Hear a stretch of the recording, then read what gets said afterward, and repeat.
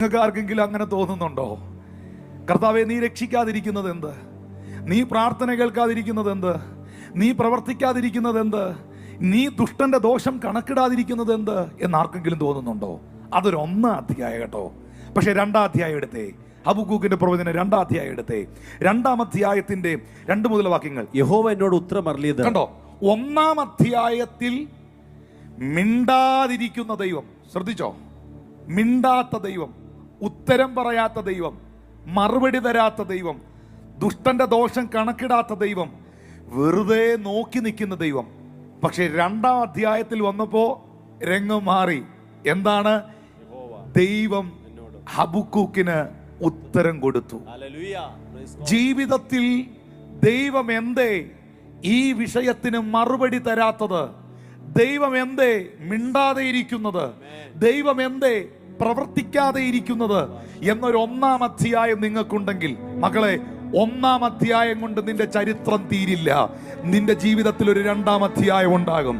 ദൈവം സംസാരിക്കുന്ന, ദൈവം ഇടപെടുന്ന, ദൈവം മറുപടി തരുന്ന, ദൈവം ഉത്തരമരുളുന്ന, ദൈവം ദർശനങ്ങൾ കൊണ്ട് നിറയ്ക്കുന്ന ഒരു 2-ാം അധ്യായം നിന്റെ ജീവിതത്തിൽ ഉണ്ടാകും. ഇത് ഇന്ന് ഈ സന്ദേശം ഏറ്റെടുക്കുന്നവർ ഒന്ന് ദൈവത്തിന് സ്തോത്രം ചെയ്യാമോ?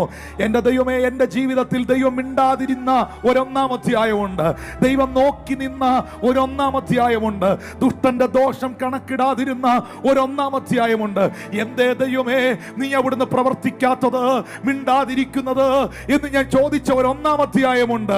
പക്ഷെ പരിശുദ്ധാത്മാവ് ആരോടൊക്കെയോ അറിയിക്കുന്നു, ഈ ഒരു 1-ാം അധ്യായം കൊണ്ട് നിന്റെ ചരിത്രം തീരുന്നില്ല, നിന്റെ ജീവിതം അവസാനിക്കുന്നില്ല.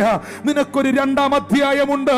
ദൈവം നിന്റെ പ്രാർത്ഥനയ്ക്ക് ഉത്തരമരുളുന്ന, സംസാരിക്കുന്ന ഒരു 2-ാം അധ്യായം. സാഹചര്യങ്ങളുടെ നടുവിൽ അല്പമായി പിറുപിറുത്തു പോയി, സംശയിച്ചു പോയി, അങ്ങ് പറഞ്ഞു പോയി, എൻ്റെ ദൈവമേ എന്നുള്ള കുറ്റബോധമൊന്നും അകത്ത് വേണ്ട. അവൻ എന്താ ദൈവമേ നീ പ്രവർത്തിക്കാത്തത് എന്ന് ചോദിച്ച നിന്നെ കൊണ്ട് നിന്റെ കാതിൽ അവൻ ഉത്തരം തരുന്ന മണിക്കൂറുകളുണ്ട്. നിന്റെ കരത്തിൽ അവൻ മറുപടി തരുന്ന നിമിഷങ്ങളുണ്ട്.